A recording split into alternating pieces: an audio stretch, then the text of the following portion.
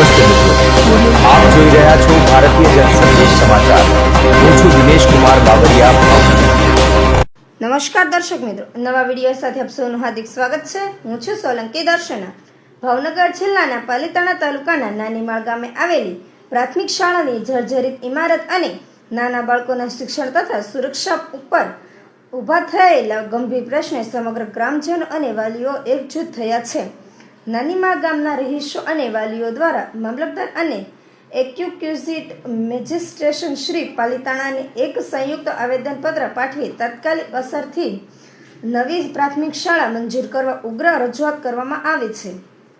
આ આવેદનપત્રની નકલ તાલુકા પ્રાથમિક શિક્ષણ અધિકારી શ્રી ટીપીઈઓ તથા તાલુકા વિકાસ અધિકારી શ્રી ટીડીઓ પાલીતાણાને પણ ત્વરિત કાર્યવાહી અને રવાના કરવામાં આવી છે. મુખ્ય મુદ્દાઓ અને જર્જરિત ઇમારતનો ભય. ગામમાં આવેલી જૂની પ્રાથમિક શાળાની ઇમારત હાલ અત્યંત ભયજનક અને ગમે ત્યારે ધરાશાયી થઈ શકે તેવી હાલતમાં છે, જેના કારણે બાળકોની સુરક્ષા જોખવાઈ છે. દૂર જવાની મજબૂરી. સુરક્ષાના કારણોસર ધોરણ 1 થી 5ના માસૂમ બાળકોને ગામથી દૂર આવેલી અન્ય શાળાઓને અભ્યાસ અર્થે જવું પડે છે. રસ્તા પર જીવલેણ જોખમ. બાળકોને દૂર આવેલી શાળા જતા આવતા મુખ્ય માર્ગો પર ભારે ટ્રાફિક અને અકસ્માતનો સખત ભય રહે છે, જે નાના બાળકોના જીવ માટે જીવલેણ સાબિત થઈ શકે છે. ગ્રામજનો અને વાલીઓએ માંગ કરી છે કે તંત્ર દ્વારા આ બાબતે અત્યંત ગંભીરતાથી લઈ જર્જરિત શાળાની જગ્યા અવરિત નવી પ્રાથમિક શાળા મંજૂર કરવામાં આવે, જેથી બાળકો સુરક્ષિત વાતાવરણમાં શિક્ષક મેળવી શકે. જો વહેલી તકે યોગ્ય નિર્ણય લેવામાં નહીં આવે તો બાળકોના ભવિષ્ય અને સુરક્ષા માટે આગળના પગલાં ભરવાની ચીમકી પણ ઉચ્ચારવામાં આવી છે. અહેવાલ બ્યુરો દિનેશ કુમાર બાબરિયા, ઘેટી. આપનું નામ? મારું નામ સાવડા બુધાભાઈ મોનાભાઈ, ગામનું. હા, તો બુધાભાઈ, આપ શા બાબતે મામલતદાર કચેરી આવ્યા હતા? આવવાનું કારણ એક જ છે કે અમારા બાળકો જે નાનીમાળ ગામના 1 થી 5ના બાળકો છે, તો અત્યારે કપરી પરિસ્થિતિમાંથી ગુજરી રહ્યા છે અને સ્કૂલનું કામ ચાલુ થવાનું હતું તે બાબતે અરજી આપેલી છે, પણ હજી કઈ કામ ચાલુ થયેલું નથી. એટલે બાળકો પરેશાનીમાં છે, કેમ કે અત્યારે ચોમાસાનો માહોલ છે, કોઈ રોડ રસ્તા ચાલુ છે તો બાળકને કોઈ હાનિ ન પહોંચે અને અમારા બાળકની પરિસ્થિતિ અત્યારે બહુ ગંભીર ગણાય. એટલે અરજીમાં રજૂઆત કરેલી છે કે મામલતદાર સાહેબ રૂબરૂ મુલાકાત કરે અને જેમ બને તેમ સ્કૂલનું કામ જલ્દી ચાલુ થાય એવી રજૂઆત કરેલી છે. અને આગળ જે અગાઉ આવેદન આપ્યા બાદ જે પગલા લેવામાં નહીં આવે તો એની કાર્યવાહી શું કરશો? સાહેબ, કાર્યવાહીમાં તો શું છે કે પોતાનું બધાનું ગામ જ ગણાય અને બાળકો બધાને કહેવાય, એટલે કાર્યવાહી તો કરીશું, પણ જલ્દી કામ શરૂઆત કરે એવી નમ્ર અપીલ છે સાહેબને. નમસ્કાર, આપની સાથે પાલીતાણા તાલુકાના શિક્ષણ અધિકારી જે છે એમની સાથે આપણે વ્યાસ શબ્દો સાથે વાત કરવાની છે. સાહેબ, આજે જે આવેદન પત્રની જે આપને રજૂઆત કરી છે તો એના વિશે આપ સાહેબ શું કહેવા માંગો છો? આવેદન પત્રની નાનીમાળ ગામના ગ્રામજનોની રજૂઆત એવી છે કે એમની શાળા જર્જરિત છે અને ગામના પરિસરમાં 2 બિલ્ડિંગ છે, 6 થી 8 અને 1 થી 5. એ બંનેને ભેગું કરી અને એક જગ્યાએ બનાવવા માટેની એમની રજૂઆત છે.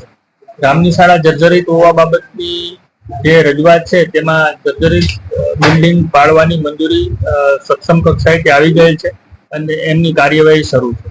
અને શાળા ગામની વચ્ચે બને 1 થી 8ની એની માટે પણ સમગ્ર શિક્ષા અભિયાનના એન્જિનિયર સાથે થયેલી ચર્ચા મુજબ એનું ટેન્ડિંગમાં કામ છે, એટલે એ પણ એક 7 રૂમોનું કામ પણ જલ્દીથી ગામની વચ્ચે બની જાય એ માટેની જે વાત હતી એના માટેના પ્રયત્નો શરૂ છે. અને સાહેબ, જે આ લોકો આજે રજૂઆત કરી કેવું લાગ્યું આપણને? યોગ્ય રીતે સાચી રજૂઆત છે? હા, ગામ લોકોની જે શાળા બહાર હોય ગામથી દૂર, તો 2 કિલોમીટર સુધી બાળકોને ચાલીને જવું, રસ્તામાં અન્ય જીવજંતુનો ભય અથવા પશુઓનો ભય અને હાઈવે રસ્તા, જેની જે રજૂઆત હતી એ સાચી હતી. જેનો એ કાર્યવાહી શરૂ છે અને ટૂંક સમયમાં આ કાર્યવાહી પૂર્ણ કરી દેવામાં આવશે. સરસ, ધન્યવાદ.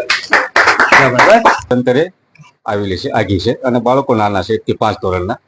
એટલે બાળકો કરતા તો 2 મોટી છે અને ચોમાસાનો માહોલ છે અને રસ્તો હાઈવે છે, એટલે કોઈ બી બાળકને કાલે સવારે કોઈ ગાડી અડાડી દીધી અથવા માલ ઢોરે હાનિ પહોંચાડે અને કેવા કેવા કિસ્સા બને છે બધાને ખબર છે ને. ગામમાં સ્કૂલ અરજી આપેલી છતાં એનું કાકા આપણે પાસથી છતાં ચાલુ નથી થતી, એટલે એ બાબતે આપણે અરજી આપવા આવ્યા છીએ. અને તમે રૂબરૂ મુલાકાત કરો તો વધારે સારું.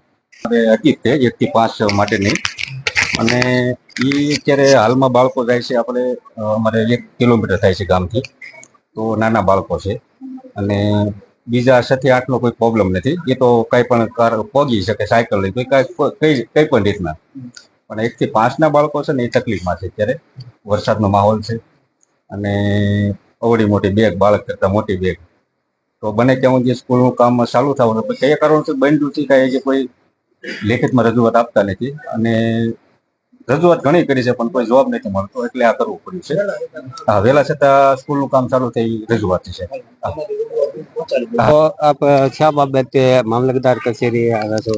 આજે અમે નાનીમાળ ગામની સ્કૂલની અરજી દેવા માટે આવ્યા છીએ. આવેદન પત્ર, છેલ્લા 2 વર્ષથી સ્કૂલનું કામ બંધ પડેલું છે, તેનો જલ્દી નિવારણ આવે. મામલતદારશ્રીને લેખિતમાં અરજી આપવા માટે આવેલા છીએ. તેથી કરીને કે વહેલી તકે નિશાળનું સ્કૂલનું કામનો ઉકેલ વહેલી તકે આપે એવું અમે મામલતદારશ્રીને આવેદન પત્ર પાઠવ્યું.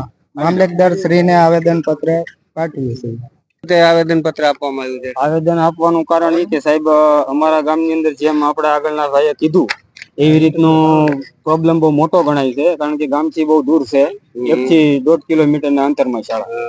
તો એમાં જે બાલ મંદિરની કક્ષાના બાળકો આવે ને ખૂબ જ નાના હોય છે, અને ગામડાની પરિસ્થિતિ અત્યારે સમજો છો કે સવારે મૂકવાનો જઈ શકે, બપોરે લેવાનો જઈ શકે. તો વરસાદના કારણે આવવા જવામાં ઘણી તકલીફ હોવાથી, અને મામલતદારશ્રીને અમારી એટલી જ અપીલ છે કે અમારી જે શાળા છે તે બૂથ ગણાય છે, આવું ગણાય છે, એટલે વહેલી તકે બૂથ હટાવી અને જેમ બને તેમ જલ્દી, કાલે થાય તો આજ કરો એમ, અને આજ થાય તો અત્યારે કરો, આવી આશાથી અમે આવ્યા છીએ. અને લેખિતમાં અમે આપ્યું છે કે જેમ બને તેમ તે બૂથ હટાવી અને અમારા શાળાનું જે મેદાન ક્લિયર કરાવી અને કામ મંજૂર કરાવી આપે.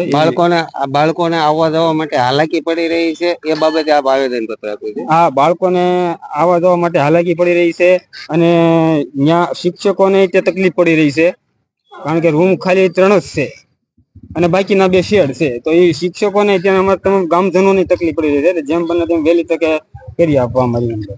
સરસ.